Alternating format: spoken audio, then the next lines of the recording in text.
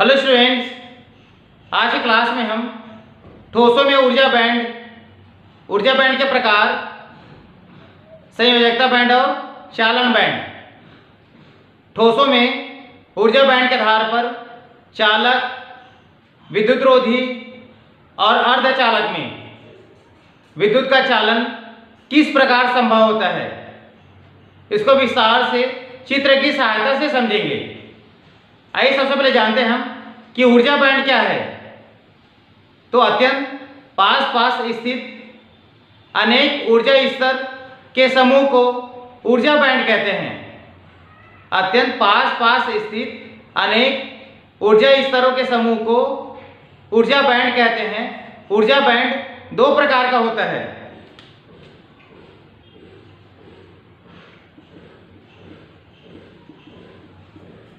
ऊर्जा बैंड दो प्रकार का होता है।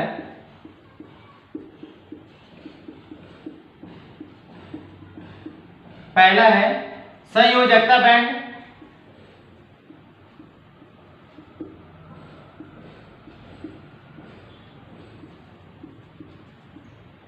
दूसरा चालन बैंड। इसके आगे हम संयोजकता बैंड, चालन बैंड और वर्जित ऊर्जा अंतराल को चित्र की सहायता से समझेंगे।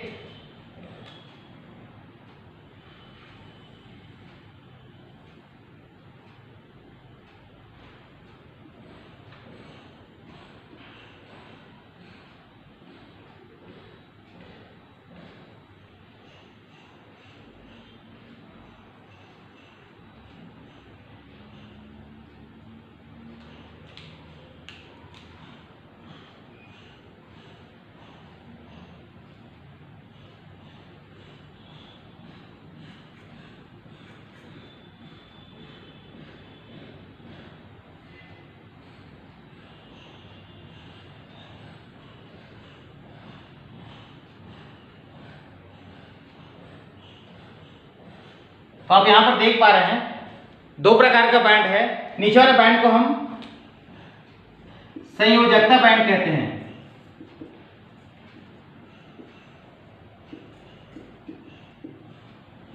ऊपर वाले बैंड को चालन बैंड।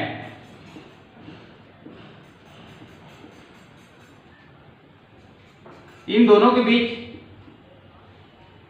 जो ऊर्जा अंतराल होता है इसे वर्जित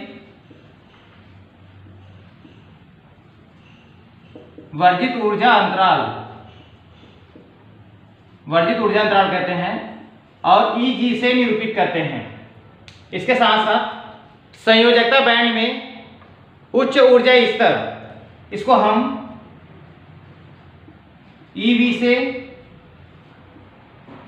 और चालन बैंड में निम्न ऊर्जा स्तर, इसको Ec से दिखाते हैं। इसके साथ साथ Eg के बराबर होता है Ec माइनस Ev। अब हम जानते हैं कि संयोजकता बैंड क्या है। संयोजकता बैंड सामान्य रूप से या तो इलेक्ट्रॉन इस बैंड में आंशिक रूप से भरा होता है या पूर्णतः भरा हुआ होता है। संयोजकता बैंड में इलेक्ट्रॉन या तो आंशिक रूप से भरा होता है या पूर्णतः भरा होता है। कभी भी संयोजकता बैंड खाली नहीं होता। बाह्य विद्युत क्षेत्र के द्वारा संयोजकता बैंड में जो इलेक्ट्रॉन होता है वो ऊर्जा को ग्रहण नहीं करता है। संयोजकता बैंड में जो इलेक्ट्रॉन होता है वो बाह्य विद्युत क्षेत्र से ऊर्जा को ग्रहण नहीं करता। इस प्रकार विद्युत के चालन में संयोजकता बैंड में जो इलेक्ट्रॉन होता है उसका कोई योगदान नहीं होता। ऊपर वाला बैंड को बोलते हैं हम चालन बैंड।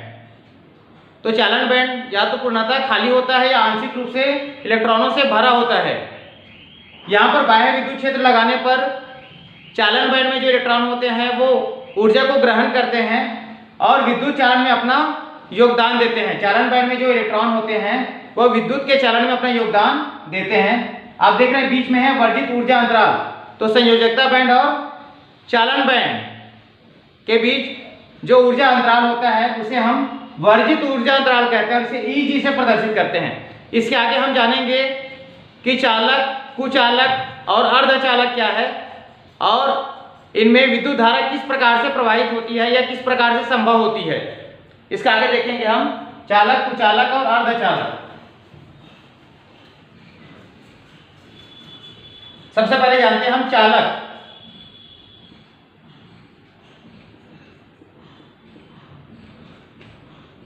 तो चालक एक ऐसा पदार्थ होता है जिसमें इलेक्ट्रॉनों या विद्युत आसानी से सुगमतापूर्वक प्रवाहित होता है। चालक में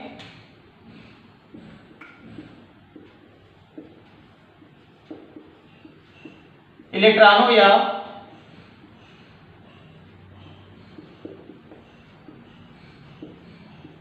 विद्युत का प्रवाह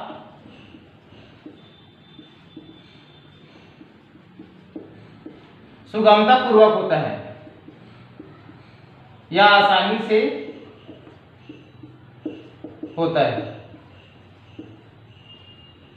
अब यदि कोई भी ठोस है उसमें विद्युत चालन कब संभव होगा, यह निम्न बातों पर निर्भर करता है।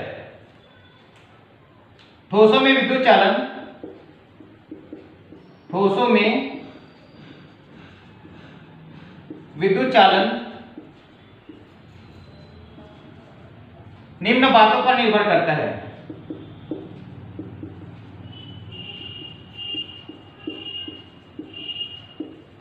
इसमें पहला है कि चालन बैंड आंशिक रूप से भरा होना चाहिए। पहला, चालन बैंड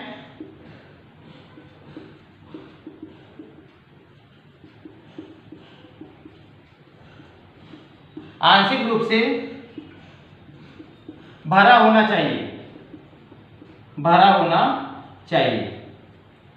तो जब चालन बैंड आंशिक रूप से भरा होता है और इसे बाह्य विद्युत क्षेत्र द्वारा ऊर्जा दिया जाता है, तो आसानी से चालन बैंड में जो इलेक्ट्रॉन होते हैं वो उत्तेजित होकर उच्च अवस्था में चले जाते हैं और विद्युत चालन में अपना योगदान देते हैं। दूसरा नंबर है इसमें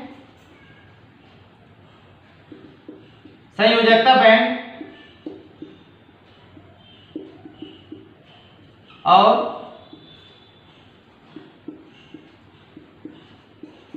चालन बैंड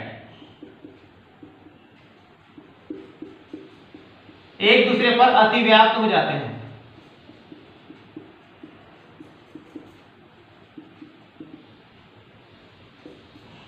दूसरा है चालन बैंड और संयोजी बैंड एक दूसरे पर अतिव्याप्त हो जाता है, अर्थात एक दूसरे पर समा जाते हैं। हमको पता ही नहीं चलता कि कहां पर संयोजी बैंड और कहां पर चालन बैंड है। इसको हम चित्र की सहायता से समझेंगे।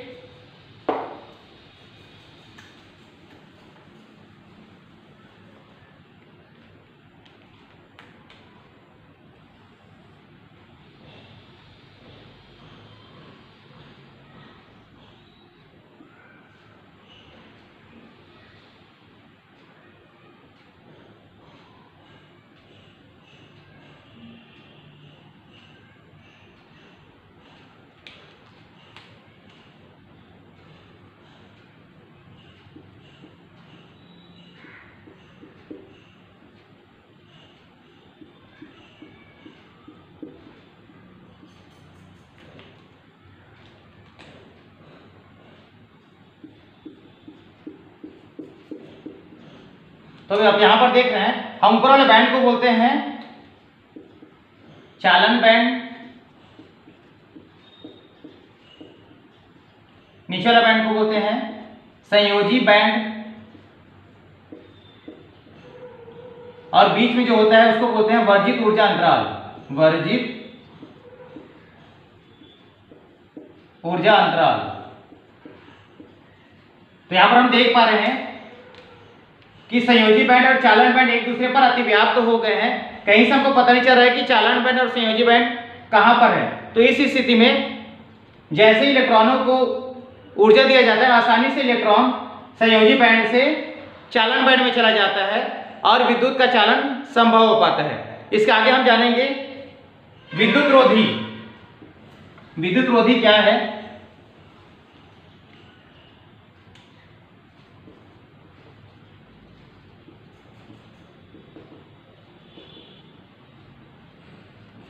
तो विद्युत रोधी एक ऐसे पदार्थ होते हैं जिसमें इलेक्ट्रॉनों का प्रवाह सुगमतापूर्वक नहीं होता।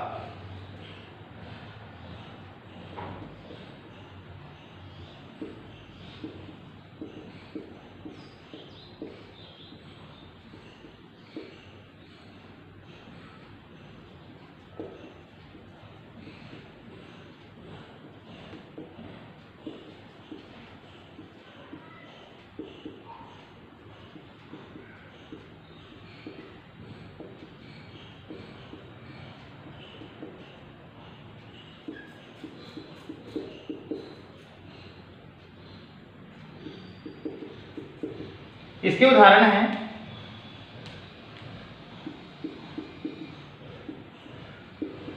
कांच, रबर आदि। ये सारे विद्युत रोधी होते हैं। तो विद्युत रोधी में जो वर्जित ऊर्जा अंतराल होता है चालन बैंड और संयोजी बैंड के बीच, वो बहुत ज़्यादा होता है। आसानी से इलेक्ट्रॉन जो है वो संयोजी बैंड को छोड़कर चालन बैंड में नहीं पहुंच पाते। जैसे हीरा है, हीरा, इसके लिए वर्जित ऊर्जा अंतराल का मान 6 इलेक्ट्रॉन वोल्ट होता है। अर्थात यदि इलेक्ट्रॉनों को संयोजी बैंड से चालन बैंड में जाना है तो उसको 6 इलेक्ट्रॉन वोल्ट या इससे अधिक का ऊर्जा देना पड़ेगा, तभी वो संयोजी बैंड को छोड़कर चालन बैंड में जा पाएंगे, जो कि बहुत मुश्किल होता है। इसके आगे है हमारे पास तीसरा अर्धचालक। अर्धचालक, तो अर्धचालक चालक और विद्युत रोधी के मध्य में व्यवहार करता है। अर्धचालक एक ऐसा पदार्थ होता है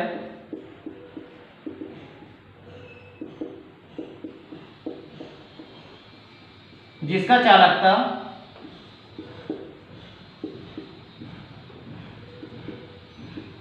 चालक और विद्युत रोधी के मध्य में होता है, के मध्य में होता है। इसके उदाहरण हैं